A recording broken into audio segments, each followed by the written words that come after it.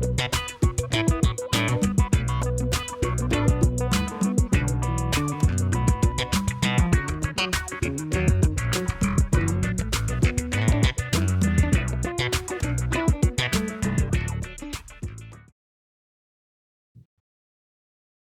lá, oi pessoal, bem-vindos. Então a gente está aqui no Mentes Verdes hoje no nosso podcast.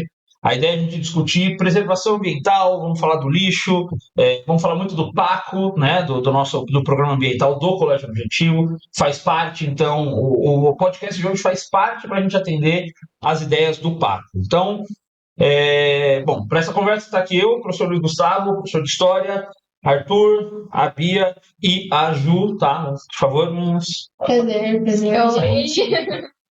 Como convidado, a gente tem aqui o professor Ronaldo Malheiros Figueira, geólogo brasileiro. Rô, quer se apresentar, por favor? Bom dia a todos. Primeiramente, obrigado pela oportunidade. Então, eu sou geólogo, né, formado já há quase 40 anos, atuei muito no setor público, né, fui professor há 30 anos, participei de muitas entidades, e hoje eu estou aposentado, mas trabalhando muito em coletivos e conexões, né, e é a minha prática hoje. E acho que estar aqui hoje, para mim, faz parte dessa minha forma de encarar a vida, principalmente nessa fase da melhor idade. Legal. Bom, nosso objetivo então é conversar a respeito de meio ambiente, de sustentabilidade, fugir um pouquinho do senso comum, das opiniões comuns, trazer dados e acrescentar isso, né? Então, a gente vai tentar fazer um caminho para falar de problemas ambientais mundo, pensar em soluções, descer para a nossa cidade e talvez amarrar no final com a preocupação individual de cada um. Tá? Quem quer começar? Eu posso começar. Arthur, vai lá. Primeiro, eu só me apresentar melhor. Meu nome é Arthur Souza Lima Pedrosa. Eu tenho 17 anos, eu faço o segundo ano do ensino médio. E hoje eu tenho a honra de estar com alguém, duas pessoas muito inteligentes, né, na área ambiental. E eu queria fazer uma pergunta. Eu acredito que para a gente entender um problema, primeiro, a gente tem que entender se ele é visível ou não. E se ele está sendo visível, se ele é levado a sério. E antes da gente fazer tudo isso, a gente tem que criar para uma escala maior, para depois a gente trazer para a gente, que é a parte mais difícil, como você tinha dito antes na nossa conversa. Então eu queria saber, numa escala global, numa escala maior assim, o que você acredita que é preservar o meio ambiente?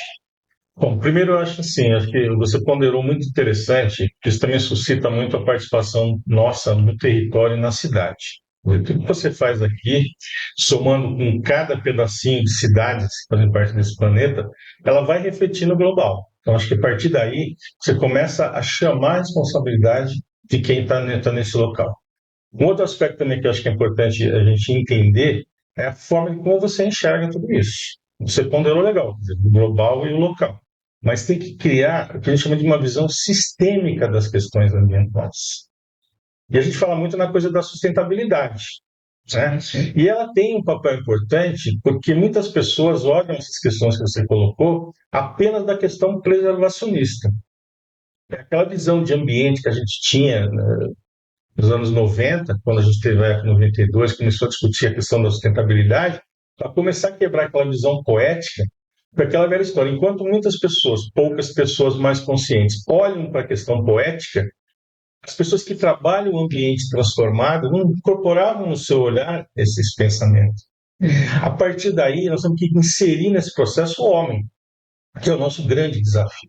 Então, a partir do momento que a questão da sustentabilidade veio na época 92 para quebrar isso e mostrar que eu tenho que pensar a sustentabilidade na questão ambiental, na questão social e na questão econômica. Sim. Então, se eu não partir desse princípio, eu não vou jamais entender o que está acontecendo esse tempo todo, né? E para onde nós vamos caminhar. Então, hoje você fala muito na questão climática. Mas por que está perigo? Porque, assim, nos anos 90 a gente já enxergava um pouco isso. Tem uma coisa muito interessante, que o IPCC, que é aquele painel intergovernamental, junto a todo o pessoal que pesquisa a questão ambiental, ele tinha o objetivo de trazer informações para os gestores gerirem e introduzi-las nas políticas públicas, seja em todas as esferas. E chegou uma hora, eu lembro que fui num evento em 2013, em que eles apresentaram o relatório da América do Sul e do Caribe. E eles começaram de forma até de agonia, a dizer, olha, governantes, Eu tenho que inserir nessa discussão as pessoas que estão sofrendo as consequências de toda essa mudança, dessa transformação. Então, eu entendo hoje, e acho que esse trabalho de vocês tem esse mérito, eu tenho que começar a discutir a questão social nesse processo. Tá? Então, acho que isso é importante, para a gente começar a partir daí, entender o que eu tenho que fazer para mitigar essas questões, que eu tenho que fazer para adaptar. E uma coisa está ligada com a outra. E qual é o caminho de tudo isso? A educação, a informação, o esclarecimento, principalmente a participação. E nós temos que fomentar a todo instante. Então, Seguindo nessa mesma ideia, quais os maiores problemas ambientais enfrentados pelo planeta hoje, como o desmatamento, o aquecimento global? Eu iria até para um outro caminho. O maior problema hoje são os governantes. faz sentido. Tá? Por quê? Porque eles têm a responsabilidade de tocar as políticas em todas as esferas e nem sempre a forma deles tratar as questões, seja na cidade, no estado, no país, até na questão global, os interesses são outros. E muitas vezes eles têm bandeiras para manter as aparências e tratados, mas na prática a coisa fica muito distante. E isso, quando você tem uma população que está alienada e não participa desse processo, ou participa, muitas vezes, apoiando e incentivando ações que não vão nesta linha, a gente vai ter um problema muito grande. O maior problema ambiental que eu vejo hoje no planeta são os gestores. De acordo com a política, a gente consegue observar, e pessoas que apenas repetem o que vem, nunca tentam entender realmente o conteúdo, se torna evidente isso. Se cada pessoa gera 1 quilo de lixo por dia, o que significa isso em uma escala assim, de um país inteiro? Então, aquela velha história, você estou com um negócio interessante. As pessoas, na verdade, têm que entender o seu papel nesse processo. Eu trabalhava muito com os meus alunos uma coisa que chamava pegada ecológica. Tá? Eu não sei como está isso hoje, mas a pegada ecológica ela tinha um negócio muito interessante. Você tinha que responder algumas perguntas e no final eu falava, olha, para você tocar o teu modo de vida hoje, você precisa de tantos planetas para te dar insumo para você sobreviver. E aí, a maioria das pessoas era 3 planetas, só que nós só temos um. Tá? Então, isso era interessante por quê? Para despertar a consciência do que eu tenho que fazer. O lixo é uma coisa, aquilo que eu falei. O problema do lixo não é nem pensar na reciclagem, é não produzir o lixo. Ou se produzir, tentar reaproveitar da maior forma possível. Mas a primeira coisa é recusar. Tá? Eu lembro quando eu trabalhava isso, eram 3 R's. Hoje são 7 R's. Porque ele incorpora também mais do que essa questão do lixo, quer dizer, em produzindo, o que eu tenho que fazer? É utilizar, reaproveitar, reciclar, né? Então ele tem que ser tratado de forma complicada. Agora, o que é interessante que você falou? Eu participei de um trabalho com a SOS Mata Atlântica, que você também ajudou, que era Observando o Tietê, que é um projeto interessante de exploração do rio importante. E a gente tinha um posto de monitoramento na Ponte das Bandeiras. Você lembra disso? Sim. E muitas vezes a gente estava lá, a Ponte das Bandeiras não tinha até estar morto. E a gente tirava a amostra, analisava, via que a qualidade não melhorava nunca. E às vezes eu pensava, puxa vida, é uma coisa isolada, 1.000 quilinhos que eu estou produzindo, que eu tenho que deixar de produzir. Será que ele significa alguma coisa no todo? Só guardando uma relação. Todo final de ano, a SOS, e como nós, tinha mais 300 pessoas na bacia monitorando os rios, os afluentes. E eles juntavam todo mundo no Ibirapuera, então tinha um tablado enorme, que todo mundo levava um PET e colocava naquele tablado. E aí você tinha o nosso PET escuro e tinha PETs mais claros. Ali eu entendi, aí a tua pergunta, que o nosso trabalho, que de certa forma a gente não estava vendo o resultado, quando você soma o todo coletivo, você vê que tem um caminho a apontar. Tem uma grande diferença. Então essa coisa de gerar 1 quilo de lixo, que lixo que eu estou gerando? Ou que lixo que eu deixo de gerar? Então acho que a gente tem que começar a refletir na própria postura individual, porque ela tem uma importância no coletivo no todo. E é isso que as pessoas não têm essa visão, cara.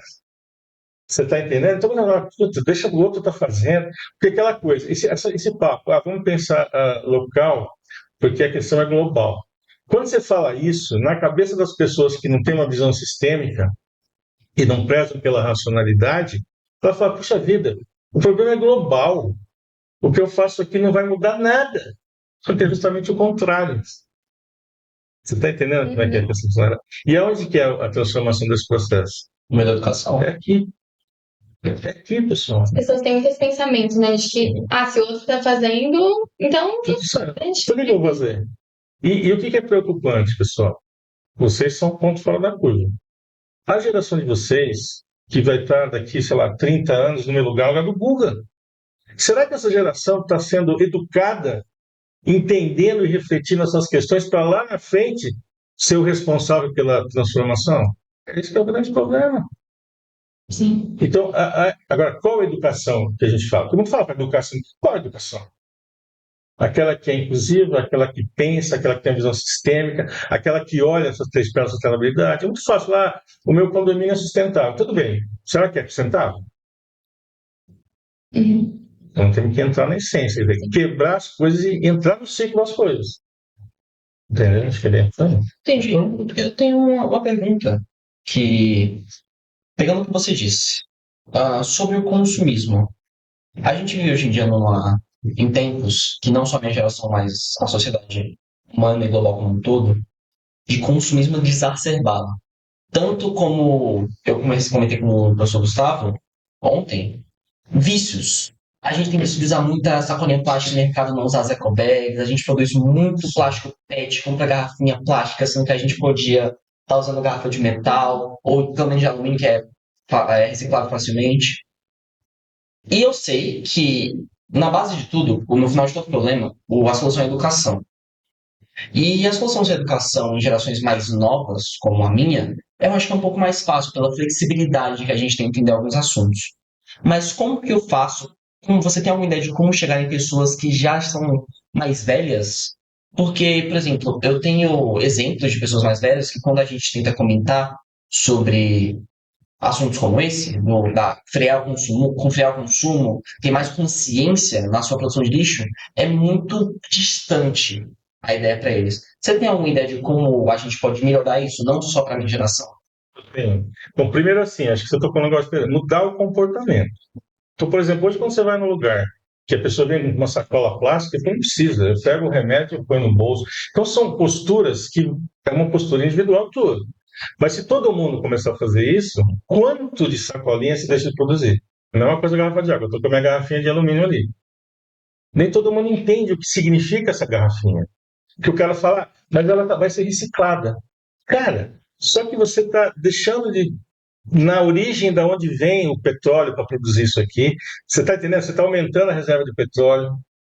Você está entendendo? Então, assim, temos que entender. Então, por exemplo, a gente trabalhava muito isso. O que significa você reciclar o papel? Reciclar o papel você vai cortar a árvore. Olha que crime que o professor comete com o aluno. Porque o aluno, quando olha uma árvore na rua, ele sai da escola, olha uma árvore, qual é a relação que ele faz? A árvore produz papel. Só que a árvore, dentro desse contexto mais sistêmico, tem várias funções. Então, acho que tem que começar a quebrar por aí. E com relação aos mais velhos, é trabalhar com a tática do terrorismo. Explique. O que é isso? Que eu fazia com as professoras lá que davam aula no ensino do colégio estadual. Eu trabalhava com isso em 98. Com terrorismo do tipo, o mundo vai acabar se você não mudar a tua... Você entendeu? É isso, cara. O clima tá aí, vai faltar tudo. Porque o cara começar a entender o que significa ele mudar a postura dele. Aí você vai ter que quebrar uma coisa de como você faz com uma criança pequena. Falar bem, olha, o ciclo é esse, para entender que aquela mudança de comportamento dele tem toda uma amarração com uma coisa muito maior, que não é aquela visão do eco chato, que muitas vezes ele vai para, puta, esse moleque fica me enchendo o saco. Não, eu tenho que entender por que eu tenho que fazer aquilo. Então, quando ele fala, faça aquilo, tem que explicar por que eu tenho que fazer isso. E aí chamar na consciência dele, porque ele tem filho, tem neto, o que você quer deixar para essa geração que vem aí? Porque, do mesmo jeito que eu joguei no colo de vocês essa responsabilidade, você tem que mexer com ele, porque ele é responsável por vocês que estão aqui. Então ele tem que mudar um pouco a visão. Entendi. Entendeu? Achei muito bacana. Sim, reciclagem é uma solução real ou apenas uma forma de aliviar a culpa pelo excesso do consumo? Falando sobre isso. Então, assim, a reciclagem é uma coisa que na verdade, não é a saída. Como eu falei, o negócio é não produzir lixo. Tá? Mas produzindo lixo, a reciclagem ela é importante por quê? Primeiro que ela vai alimentar uma cadeia, e aí vem uma questão que a gente tem que seguir, é a questão da economia circular. Ela vai alimentar, primeiro, quando você recicla, como eu falei, essa garrafa aqui, né? Você tem aqui toda uma informação. Esse material aqui que você está reaproveitando, você está deixando de tirar alguma coisa, um recurso natural do planeta. E esses recursos são finitos. Então você está aumentando para as futuras gerações que ainda vão ter condição de produzir uma garrafa. Agora, o problema não é só os recursos, não. O que eu gasto de energia e o que eu degrado o ambiente para tirar isso aqui e produzir essa nova garrafa. Você está entendendo? É uma coisa muito maior do que essa coisa mecânica. Então, eu acho que assim, tratar a questão do lixo em todas essas. Você tem que entrar no ciclo das coisas, para entender o que significa aquilo. Porque para a pessoa, o que é reciclagem? Eu vou separar esse lixo, vai para algum lugar que nem sempre vai acontecer. Você está entendendo? Então, assim, é entender dentro desse processo. Quer dizer, a árvore é matéria-prima do papel. Mas tudo bem, se eu fizer um reflorestamento, eu vou deixar de cortar como fizeram, mata nativa. Legal. Mas será que se de repente eu aumentar a quantidade de papel que eu estou reciclando, eu vou ter que depender de menos áreas florestadas? Porque essa floresta plantada ela tem um impacto, entendeu? Ela não está desempenhando a função que aquela mata que foi retirada desempenhava, que é um serviço ecossistêmico anterior. Então, por isso que eu digo, tudo que a gente for parar para pensar tem que entrar na questão da visão sistêmica e no ciclo das coisas, para entender o que é. Então, a reciclagem hoje é aquela coisa que as pessoas entendem de forma geral, se elas não têm a oportunidade de entrar no detalhe das coisas, ou porque não querem, ou porque não tiveram informação. Então, é uma bandeira legal para entender da importância de você reaproveitar. Mas ela não é, você faz de uma forma mecânica. Porque eu tenho que entender que essa reciclagem, ela tem as três pernas: social, ambiental e econômica. Então, acho que tem tudo isso. E aí o papel nosso é de fomentar isso. Ju, quer finalizar esse bloco? Queria perguntar quais países ou projetos nacionais ou internacionais de preservação que chamam sua atenção. Então, a gente tem vários exemplos. Por exemplo, Tâmisa, que era um rio morto, né, durante 100 anos foi recuperado. A China tem feito as cidades florestas, trabalhos interessantes de renaturalização de rios, né? Então, são muitos exemplos. Mas só que esses exemplos eles estão amarrados num projeto de política pública maior.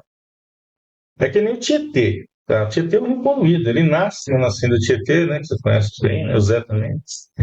E aí, o rio Tietê já vem poluído. Né? E vai despoluir o Tietê? Vai, mas eu tenho que ter política pública, investimento, e uma série de coisas que não está muito na pauta dos gestores. Não é tratado Não é tratado. Tá? prioridade. E o que é uma coisa interessante hoje, né? Então, assim, exemplos a gente tem muitos de intervenções, mas que estão no bojo de ações de políticas públicas sérias e permanentes. Tá? Esse é um outro problema, porque a gente tem muita descontinuidade de gestão da cidade, do estado, dos países. E isso é ruim. Por exemplo, hoje, o pessoal fala muito mal do SUS. Mas se não fosse o SUS, com certeza teríamos ido muito mais gente na pandemia. Porque o SUS é um sistema que a saúde é tratada de forma igual, respeitada no Brasil inteiro. Uma política permanente. Muito difícil de fazer isso. Então, se você pensar hoje na gestão das cidades, as duas políticas importantes que têm continuidade é saúde e educação. Porque as demais, elas não têm continuidade, por falta de visão. Tá? Então, essa questão dos projetos, por exemplo, o Tânia demorou mais de 100 anos para ser desenvolvido. Quantas gestões passaram por ali? Então, assim, agora, aonde entra o problema dessa questão da descontinuidade?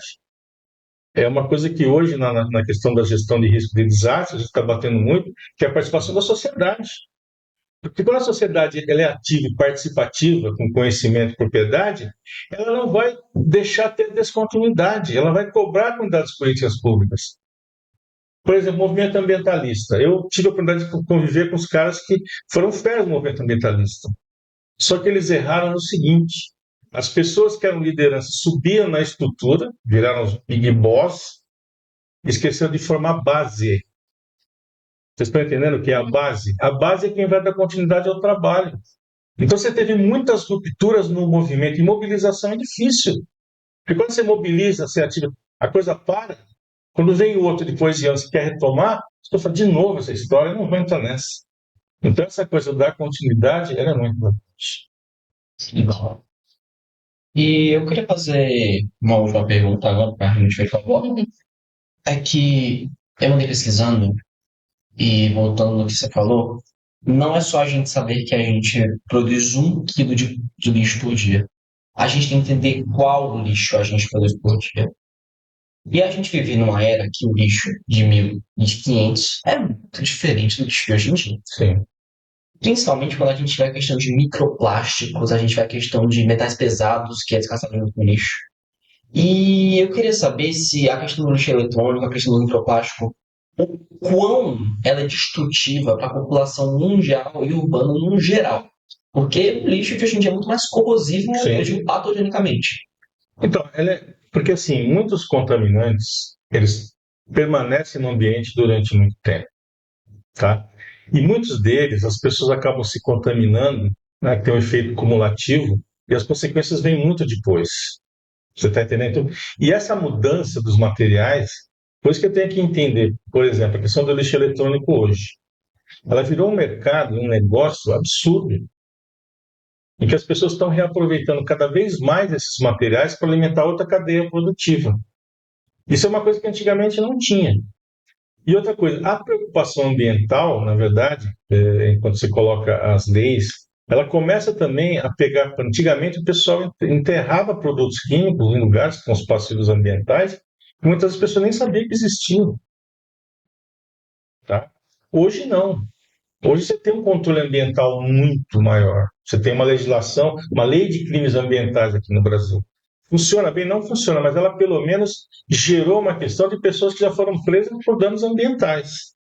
Então, mesma coisa a questão do licenciamento ambiental. Quer dizer, qual que é o objetivo do licenciamento ambiental? É você trabalhar produtos, não só no produto depois de descartado, nisso que você falou, mas em toda a cadeia de que teve que acontecer para esse produto sair. Você está entendendo? E o que acontece com a questão da lei de crimes ambientais? Com as leis ambientais. Vocês viram a aberração que passou agora. Eu não queria entrar nesse detalhe, mas eu estou discutindo políticas públicas. A questão da flexibilização da legislação ambiental. E a população não tem noção do que é disso. Por quê? Porque no discurso, a legislação ambiental atrapalha o desenvolvimento. Tá? Quando fala em desenvolvimento, os caras botam sustentável. Só que nesse caso, eles estão olhando só o desenvolvimento econômico. O social e ambiental está na lata do lixo. E aí a população embarca, porque a população está muito preocupada na questão imediata do emprego que vai gerar, que é o apelo desse pessoal, o agronegócio, a coisa toda. E isso vai, por exemplo, quem hoje tem uma visão ambiental sistêmica está de cabelo em pé. Porque você vai começar a colocar empreendimentos que vai produzir esse lixo que você está falando sem o menor controle ambiental. E eu não vou ter nem como questionar, nem te dar uma licença para você produzir aquilo. Então isso vai gerar um problema que não vai ser das nossas gerações futuras. Porque você produziu um material que não teve um controle ambiental adequado. Então, acho que o maior problema hoje está nessa questão. Entendi. E a gente, na verdade, tem que questionar isso. Brigar. Só que a gente não consegue, porque as forças políticas não têm racionalidade, conhecimento, visão sistêmica para não assinar embaixo de um projeto desse. E aí a população fala o quê? Vocês viram que uma coisa é complexa? Sim. Bom, agora vamos sair um pouco dessa esfera global, vamos diminuir o zoom, vamos chegar em Mariporã. Então, a gente está numa área de Serra da Cantareira, do próprio sistema Cantareira de abastecimento, também enfrenta um crescimento desordenado, também vai gerar riscos, vai gerar tanto as áreas de risco quanto o risco ambiental, propriamente dito. Então, a gente vai agora para essa linha, falar desse crescimento urbano da cidade, o quanto isso vai afetar para os problemas ambientais. É por quê? Claro, claro que eu posso.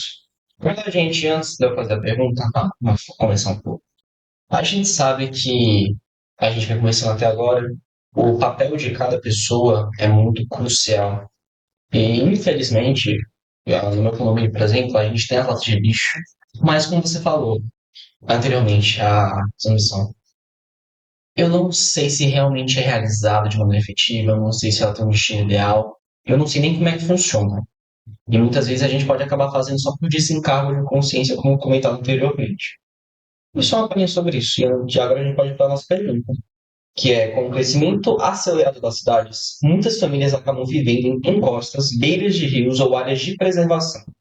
Como esse processo de ocupação desordenada cria novas áreas de risco, e quais medidas poderiam ser adotadas para prevenir tragédias ambientais e sociais? Eu tive uma experiência profissional de quase 20 anos na Defesa Civil da cidade de São Paulo.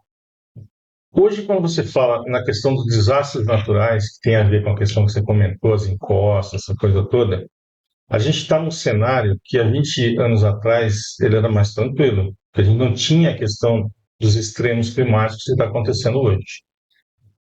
Para eu tratar essa questão, volto naquilo que eu falei. Então, hoje, por exemplo, eu estou trabalhando muito nessa minha fase de articulação em tentar levar para as cidades a governança de riscos de desastres.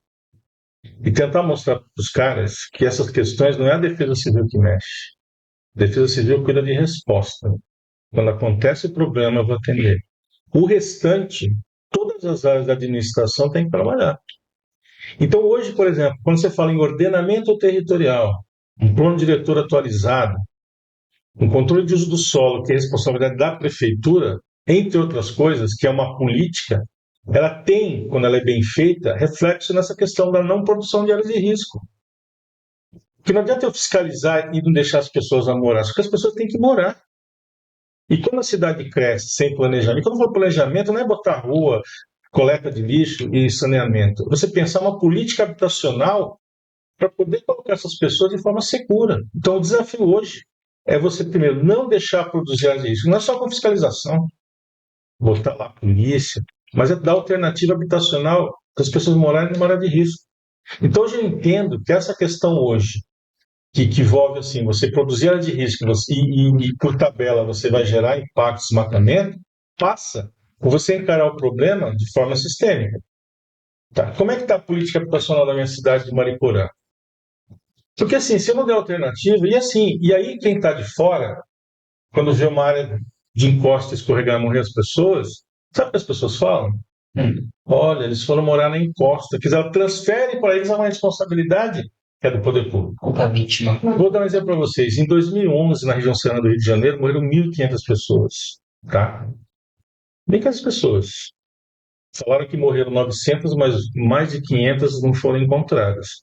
Tinha uma área lá chamada Morro do Bumba. Pesquisem isso. Aí o repórter foi entrevistar o morador e disse: você sabia que você não podia morar aqui, que era um antigo lixão? Vejam, o jornalista estava jogando a culpa no morador que perdeu a família. Sabe o que ele respondeu para o jornalista? Eu pago IPTU. O que significa aquela resposta dele? Se ele paga IPTU, é sinal que a municipalidade reconhece que aquela moradia dele era uma moradia segura, e não era. Vocês estão entendendo a questão do problema? Sim. Então eu tenho que pensar essa questão hoje, aliás, todas as questões, de forma sistêmica. Então, por exemplo, se eu fosse um prefeito, eu iria tratar todos esses problemas não de forma fragmentada. Ou, por exemplo, a questão ambiental, vou mandar uma fiscalização, chamar a guarda. Não é isso, cara. Eu tenho que entender o que motivou a degradação daquele ambiente, o que motivou a geração daquele resíduo. Por quê? Porque eu tenho que atacar a causa dos problemas, não a consequência. Vocês querem ver, por exemplo, a represa Paiva Cássio perdeu capacidade de reservação de água absurda. Se vocês acompanharam, ela foi sendo entulhada por terra, que é o assoreamento. Tá. Vamos pegar o caso do rio Tietê. Quando a terra para no rio Tietê, ela deixa de transportar água, vai dar mais enchente. O que os gestores fazem? Eles vão limpar o rio. Para quem está de fora, legal. Só que eles não gastam um centavo para conter a origem da terra. Para deixar. Vocês estão entendendo? Vocês viram? Então aí entra o que eu estou falando a todo tempo. Se eu não colocar o bode na sala e entender que a visão tem que ser sistêmica, nós vamos ficar sempre assistindo isso. E vai se transferir as responsabilidades para que muitas vezes não tem. Então aí o gestor tem que ser cobrado de tudo isso. Entendeu? Quer dizer, se eu pensar área de risco hoje no encosta, tem que pensar ela dentro de um contexto de várias ações dentro da gestão municipal para não deixar isso ser produzido. As pessoas têm que morar. Hoje nós estamos num momento também complicado na questão da ocupação, que o crime organizado, né, ele diversificou sua frente de trabalho. Então tem muitas vezes que as pessoas invadem com outros interesses, mas a maioria é na cidade de moradia. Por exemplo, qual pai que quer botar a sua família numa área de risco? Você está entendendo? Só que é uma alternativa que ele tem. Então tem que entender esse problema num contexto muito maior. E a tendência daqui para frente é isso se ampliar, por quê? Porque os gestores continuam não olhando na forma como deveriam. Então, o primeiro passo, na verdade, primeiro, é uma coisa, é você tentar adaptar as pessoas para morarem de forma mais segura, você sabe disso, Sim. muita educação, sistemas de alerta, em que a própria população tem que colocar isso, mas também tem que, da outra ponta, deixar de que novas áreas sejam produzidas. Então, quando você fala hoje num plano diretor, planejamento territorial, é o grande aspecto para não produzir áreas de risco. Eu estou olhando lá no futuro. É a mesma coisa, quando você vai numa encosta, organiza uma comunidade, ensina uma criança a monitorar um plano de PET que chegou nesse ponto, o solo está encharcado e escorrega, você cria um sistema de alerta. Ela está sendo parte desse processo. E muitas vezes esse ato pode salvar vidas, como já salvou. Deixaram chegar nesse ponto. Esse é o grande problema. E aí entra a importância de vocês, da própria cidade, cobrar os gestores dessa visão. Entendeu? Então, assim, enquanto a gestão for feita de forma fragmentada, vai ser essa história toda. Bia? Bom, alguma ideia de como equilibrar o crescimento urbano e a preservação ambiental em cidades cercadas por áreas de mata, como na cidade de Mariporã? Então, aí entra uma coisa maior, que é assim, a Mariporã tem que ser compensada, né? E você tem alguns selos verdes, pelo que ela deixa de crescer. Então, é aí que eu estou dizendo, por isso que tem que ter, aí você tem que subir na escala e entender o que é Mariporã num contexto maior. Eu não sei como está isso, né? Mas o fato é o seguinte, eu tenho que pensar primeiro, entender minha cidade como ela está hoje, para onde ela pode legalmente ou não crescer. Tá? E tentar direcionar esse crescimento para áreas que é possível. Então, por exemplo, aqui, qual é o problema de Mariporã? Ela está dentro da área de proteção de mananciais, que desde 75 tem uma lei que controla o crescimento. Eu posso lotear, por exemplo, os condomínios, né? A concepção da lei de mananciais era uma concepção muito elitista. Por quê? Porque eles olhavam para a questão ambiental. Porque hoje, quando eu não tenho um tratamento de esgoto, saneamento, que é uma coisa que a política de saneamento cobra, eles queriam terrenos maiores para eu poder fazer meu poço para captar água e a fossa para tratar de forma primária o esgoto. Então, os lotes tinham que ter 500 metros quadrados. Veja, só que eu não consigo, numa cidade, criar vários loteamentos com esse tamanho, porque ele só vai atender uma parte que tem recurso da cidade. Então, por exemplo, lá na região de Mananciais sul de São Paulo, o que aconteceu? Tentaram colocar esse modelo, só que muitos loteamentos depois foram parcelados, de lote de 5 por 25. Por quê? Porque não se pensou na época em criar uma alternativa habitacional para essa população. Né? E aí a própria legislação, muitas vezes, ela vai contra. Então tem um caso emblemático na Zona Sul, que chamava Chácara do Conde. Era um projeto da prefeitura e quem tem a lei de proteção é o Estado. Era uma área que já estava desmatada,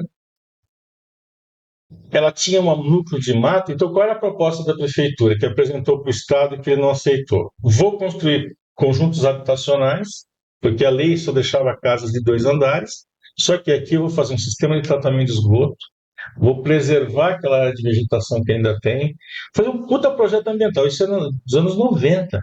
O que o Estado fez? A lei não permite. Então vejam, pessoal, ao mesmo tempo que uma lei coloca questões que podem preservar o ambiente, ela está olhando somente a questão ambiental. Ela não está a questão de crescimento da cidade. Você está entendendo? Então aí que pega essa questão. Quer dizer, eu tenho que pensar essa solução, e aí entra a questão do Estado. Se de repente eu não tenho como abrigar aqui em Mariporã, eu tenho que pensar talvez em regiões perto daqui para acertar essa população. Por isso que a gente tem que ter a questão federativa hoje. Tem a União, Estados e prefeituras. Só que tanto o Estado quanto a União, muitas vezes, acha e joga tudo no colo das prefeituras, que muitas vezes não se articulam, ou não pensa a questão de forma regional, e aí você acaba tendo soluções, ou não tendo soluções, e aí o crescimento urbano ele é desordenado. Não é uma coisa de São Paulo. São Paulo tinha o plano diretor de 72 que foi ser revisto em 2014. Imagina uma cidade que ficou tanto tempo sem ter um plano que ordenasse seu crescimento. Só que as pessoas têm que morar, a população cresce. Então ela acaba tomando a iniciativa dela dar o rito de como a cidade tem que crescer. Só que nem sempre isso está dentro de um olhar maior. Mesma coisa, por exemplo, hoje. Eu moro numa cidade chamada Osasco. O processo de verticalização Osasco é uma coisa absurda. Mas o plano diretor lá permitiu, como outras cidades. O que significa eu pegar uma área que tinha, sei lá, 20 residências, botar 4, 5 torres de apartamento? Ah, você está dando habitação, tudo bem, mas essa habitação é de interesse social? Não é. Quanto de lixo eu estou produzindo a mais? Quanto de água eu estou consumindo? Quanto de esgoto eu estou produzindo? Será que o sistema maior tem condição de absorver isso? Só que os gestores estão preocupados no quê?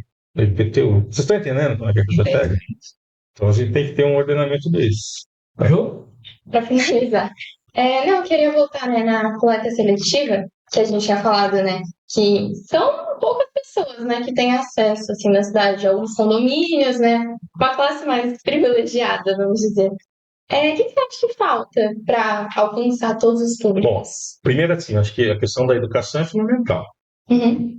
Mas não é aquela educação, vamos reciclar porque é legal. Mas é mostrar assim, o ciclo das coisas. O que significa eu reciclar isso? O que isso está atrelado dentro de uma cadeia? Mas, por outro lado, eu tenho que ter isso internalizado dentro das escolas. Então, por exemplo, pelo pouco contato que eu estou tendo aqui com essa escola, eu estou vendo que vocês têm uma discussão e isso é importante. Porque é aqui que tem que começar a construir isso, porque cada um de vocês tem a responsabilidade de ser transformador. Mas não só na postura de você levar para o teu condomínio, mas a postura de cobrar do município. Qual é a política nacional de resíduos sólidos? Ela cobra aumentar a coleta seletiva da cidade. Será que isso está acontecendo? Então, assim, a gente tem que ter uma posição mais proativa de cobrar essas questões todas para mudar esse processo. Entendeu? Não é só constatar, tipo, temos que melhorar. Mas e aí? Quem é que tem a responsabilidade de fazer isso acontecer? Porque não adianta também o colégio fazer um baita trabalho se ele está isolado e não dialoga e não cobra com o bairro, com a cidade, com o gestor, ele tem que fazer isso. Então, assim, o nosso momento hoje é de resistência. Briga, questionamento e fazer a coisa sair das bolhas. Porque a política é muito maior. Principalmente. E outra, pessoal, lixo gera inclusão social. Mas não é você alimentar aquele coletor, aquele cara que trabalhava no ferro velho, que vinha enriquecendo, explorando os coletores. É criar projetos em que as pessoas que fazem a separação sejam parte do processo e ganhem por que estão fazendo, não sejam exploradas. Que é aquela questão que a gente comentou. Esse projeto todo de lixo, ele é sustentável nas três pernas? Você está entendendo? Então, assim, isso também é uma coisa que tem. E aí entra a educação. E é uma educação também que é importante. Não é só educação formal, é educação não formal. E, de repente, um grupo de vocês aqui fazer como a gente fazia na faculdade, de ir nas salas explicar, e nas comunidades. Vou dar um exemplo para vocês. Eu tenho um amigo meu que ele trabalhava numa comunidade ali no Jardim Peri, numa área muito crítica, uma área de risco de inundação, população super simples. Ele falou, pô, Ronaldo, tem aqui na catequese e tal, você não viria um domingo aqui conversar com a meninada? Isso era uns 20 anos. Eu falei, vou. Na época, a gente estava saindo da Eco 92, da Agenda 21, aí tinha lá a Árvore da Lamentação, olha, o Muro da Lamentação e a Árvore da Esperança. Eu falei, o que eu vou fazer com essa molecadinha? Não vou ficar discutindo a questão ambiental, meu, a realidade deles é outra. O que eu fiz? Botei uma árvore na lousa. Eu falei o seguinte, na raiz nós vamos colocar os problemas. Lá em cima, qual é a situação que eu quero para o meu bairro? E o tronco é o que eu tenho que fazer para sair desse problema e chegar na solução. Fiz isso no domingo. No próximo domingo, meu amigo discutiu e montou a árvore com a molecada. Depois ele me ligou e falou: não, é o seguinte, a gente fez a árvore e a molecada, ela entendeu que o problema é o lixo. E a gente está marcando para fazer um trabalho de mutirão de coleta de lixo com a molecada. Você está entendendo qual que é a pegada? Sim, igualmente. Vou aproveitar o seu gancho para a gente ir para essa última fase, para a gente falar o que cada um, né, como que cada um pode agir individualmente para solucionar esses problemas. Então, vamos pensar agora nas ações individuais, o que cada um pode fazer. Você quer começar? Claro, a gente acaba de observar, né, que é muito fácil, é muito fácil a gente falar, ai, eu faço minha parte incentivando as pessoas no meu núcleo a reciclar, mas a gente não olha para quem está longe do nosso núcleo, principalmente pessoas privilegiadas, como nós que têm acesso a esse tipo de coisa. E eu queria saber se a escola, tanto pública como privada, qual é o papel fundamental nela nisso e como elas podem integrar uma consciência de classe nesse papel, nesse quesito. Então, acho que a escola, ela tem uma responsabilidade muito grande, e aí eu vou transpor não só da escola particular, mas a escola pública, que é justamente a que está muito perto da realidade desses problemas, que tem que ter um papel importante. Como está hoje? O problema como é que está hoje, por exemplo, a formação dos professores que estão dando aula nessas escolas? Que formação eles estão tendo? Porque eles têm um papel importante de trabalhar com seus alunos. Aí tem uma coisa muito interessante. A gente fez muito no nosso trabalho, você deve lembrar disso. Tem uma coisa que é o currículo, que eu tenho que trabalhar, as diretrizes que eu tenho que respeitar. Perfeito. Outra coisa é eu dar vida para esse currículo. E dar vida para o currículo, o que, que é? É você entender que você está discutindo, por exemplo, a questão das bacias hidrográficas. Eu trabalhava muito com isso. Bacia amazônica, bacia não sei da onde. Mas o professor não discutia a bacia do bairro que passa do lado da escola. Tá? Então, eu entendo que a educação é... Mas qual a educação? Aquela que fica dentro dos muros da escola ou aquela que sai? Vou dar um outro exemplo. Naquele curso que eu dei para os professores da rede, eu trabalhava toda uma discussão, todas as questões ambientais. E aí eu pegava professores de escolas e eles montavam um grupo e no final tinham que me apresentar um projeto de intervenção, tendo como foco a escola. Porque a escola é o foco, é uma centralidade para levar os problemas de uma cidade, de um bairro, de um bairro. E aí no final, aí eu montei um grupo em que eu saquei que aquele grupo não ia rolar. Que eram assim, duas professoras, aquelas professoras tipo, sabe, né? Toda dondoca, nada contra quem é dondoca. E tinha uma outra professora que você via que ela tinha outra pegada, ela era mais simples, uma pessoa mais engajada, por isso vai dar ruído. Batata, na semana seguinte, essa que era aguerrida, veio conversar comigo, eu falei, já sei, você quer fazer sozinha? Quer. Resumindo, qual foi o melhor trabalho? O dela, acho. Porque as duas professoras trabalharam isso, aquela coisa bem babaca, da coleção, dentro da escola, plaquinha. A outra, ela fez o trabalho na comunidade, da molecada sair da escola e ir lá coletar lixo, fazer cartilha, conversar com as pessoas. Se eu for olhar qual é a escola transformadora, do projeto que ficou dentro, naquela coisinha latada, ou da outra que partiu para discutir o problema onde está? E principalmente mostrar qual que é a importância da escola, qual a importância do educador em levar e resolver um problema. Então a escola tem um papel importante. Então eu entendo assim, o que vocês têm que fazer aqui não é morrer aqui dentro, é tentar irradiar lá para fora. Vai ter dificuldade, vai ter gente, mas já é alguma ação. Já muda o que não está parado e o que não está sendo tocado. E dá também uma coisa que é interessante. Começar com a diretoria de ensino. Será que não dá para fazer uma parceria com escolas públicas para tentar tocar isso? Imagina o que seria, por exemplo, um núcleo de alunos de uma escola pública está tocando um trabalho com alunos do objetivo. Nós estamos quebrando uma barreira social dentro de uma questão que a educação tem que perpassar por todos os lados, porque a questão ambiental, social, tem que ser integrativa. E talvez é uma transformação. E depois desse coletivo amarrado, sentar com a Secretaria de Educação e Meio Ambiente, o que nós podemos fazer para melhorar isso? Porque às vezes o gestor está precisando de ajuda. O secretário de Meio Ambiente daqui é meu amigo, um baita profissional. Só que ele tem tanta coisa que às vezes ele não consegue dar atenção. Por que a população também não pode ir lá se oferecer para ajudar o projeto dele? Ele está aberto para isso. Só que a população fica naquela posição. As coisas têm que vir para mim. E aí, pessoal, se essa geração de vocês não botar a mão na massa, quem vai botar? Aquele pessoal que está acima que você falou que não consegue convencer? Vocês estão entendendo a responsabilidade de vocês? Agora eu pergunto, quantos colegas de vocês têm essa visão de estar levando isso? A culpa não é deles, a culpa é do sistema que os cria desde a casa que ele tem, valores que os pais passam para ele. Então, assim, a educação tem que mudar isso.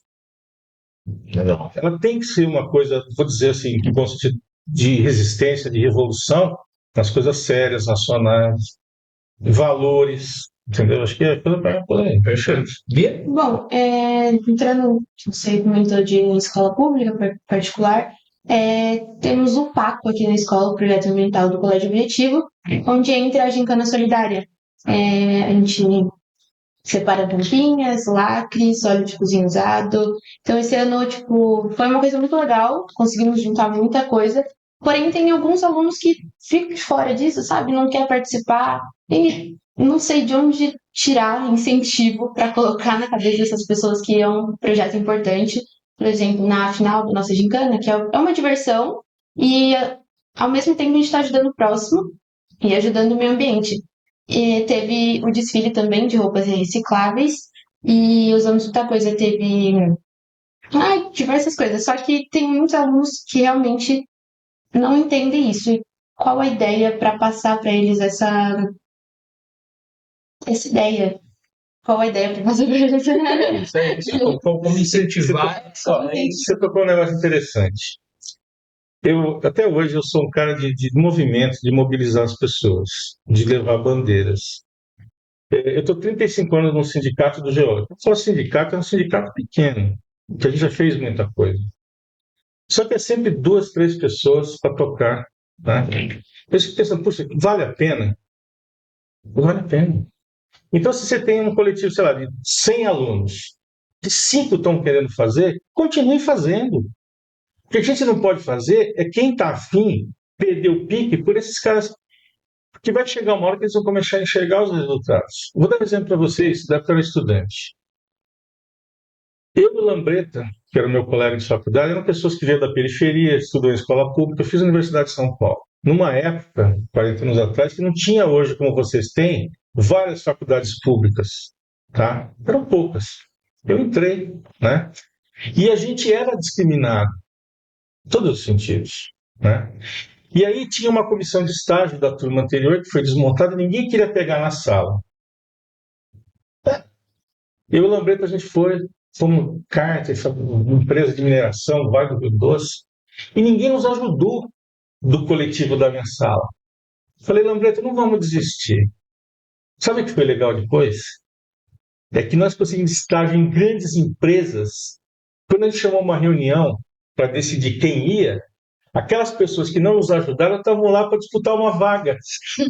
E o mais legal foi eles estarem ali sentados do tipo, esses 2 que a gente não acreditou, está hoje controlando um processo que eu estou tendo que me submeter e me humilhar de estar aqui para pegar esse estágio que é importante para mim. Então, para mim, o Lambreta, aquilo foi um puta de um resultado, por quê? Que mostrou que valeu a pena lutar. E passados 40 anos, hoje eu e o Lambreta, a gente está na ativa, estamos participando, estamos mobilizando, estamos questionando coisas. E muitos daqueles colegas, eu não sei nem o que estão fazendo. Então é bem isso, galera. Se não estão afim, não encham o saco. E aí a instituição tem que ter o papel de fortalecer o trabalho de vocês, esse projeto PAC. Tocar. Porque ele que tem que transformar. E de repente os caras têm que cair a real. E se não quiser também, que não dá para perder o pique e de deixar de fazer o que eles estão fazendo. Eu acho que isso é importante. E assim, o que eu puder ajudar aí, contem comigo. Porque eu acho hoje essa questão do coletivo é importante. Fomentar, ajudar, entendeu? E outra, nós estamos formando o quê? Mais do que estudantes que têm que cumprir, formando pessoas que vão estar questionando, tentando mudar o que está aí. Entendeu? Acho que é bem isso. Legal. Não, a minha pergunta tem relação com a da Bia, ela falou disso, do coletivo, né? Nossa, do objetivo. Eu queria saber, assim, o que nós, brasileiros, cada um pode fazer. Assim, uma atitude simples para minimizar, amenizar os problemas ambientais. Olha, primeira coisa que eu sempre falo, sempre falei, eu vou lembrar. Humildade acima de tudo. Respeitar as diferenças, a diversidade, os valores éticos, tá? Entender as diferenças, isso já é uma grande coisa. Hoje nós estamos vivendo uma crise de civilidade mesmo, tá? De coisa que a gente demorou muito tempo para construir, que os caras estão jogando na lata do lixo. Então, acho que o papel de vocês, na verdade, tendo essas posturas, eles têm que tentar fazer valer, não desistir de que isso veio uma realidade. Porque se isso não acontecer, eles não vão ser engolidos por esse sistema que está aí. Porque ele quer, na verdade, ter esse coletivo para poder manipular. Então, o papel de vocês é esse, quer dizer, tentar mudar o que está e não se importar e tocar as coisas como tem que ser tocadas. Sintam orgulho disso. Tá? Eu queria muito que a gente pudesse botar esse pacto aqui. Vocês estão no terceiro colegial? Segundo. Segundo. Se a gente pudesse, daqui a 10 anos, dependente de cada um de nós esteja, voltar para retomar essa conversa. Exato. Muito bem. Tá? Muito bem. Maravilha. Por exemplo, para mim hoje, só para entender, eu estou aqui por causa dessa pessoa. Entendeu? Valeu a pena. Muito. Mais alguma coisa? Quer? Mais algo? Acho que a gente tocou todos os pontos importantes quando a gente tem que conversar sobre preservação ambiental. Não só observamos o pilar ambiental, como contemplamos o social, que ele é muito ofuscado, como você citou. E a gente tem que tentar sempre ver equilíbrio desses três e fazer o nosso melhor individualmente. E com o nosso individual tentar levar ele a outras pessoas, para as outras também fazerem parte disso. Quando a gente criar uma ideia de sociedade, não de individualidade nesse quesito, a gente vai ter tudo feito. Acho que o papo foi bem proveitoso aqui. A gente conseguiu discutir vários assuntos. Falamos do lado globo, descemos para a cidade, falamos da ação de cada um. Obrigado pela participação de vocês. Ronaldo, sempre um prazer, tá? Se quiser deixar uma reflexão final aí. Bom, assim, eu estou até emocionado. Faz parte. Mas continue na trilha. Tá? Eu fico muito feliz de poder dividir isso que eu aprendi, porque assim, o conhecimento é uma coisa que tem que ser socializada. Tá? Então, eu estando aqui hoje, eu estou primeiro feliz de estar contigo, Guga, uma pessoa que eu sempre admirei, que é um amigo, né, de um amigo, e ver que vocês estão aí e fazem a gente que está aí já há um tempo na estrada, mas sempre aprendendo, que ainda tem que apostar que tem gente na geração de vocês que vai arregaçar e vai tocar as coisas. Então, eu já me coloco à disposição para eu poder ajudar. Se quiser dúvida, depois passe meu contato. Vamos travar uma conversa e desafio esse para daqui a uns 10 anos a gente está de novo conversando. Muito perfeito. Tá bom? Fechou? E queria agradecer também o pessoal da Infra aí, que é um pessoal fundamental para isso aqui acontecer. Beleza? Valeu, gente. Valeu. Obrigado. Inscrição. Maravilha.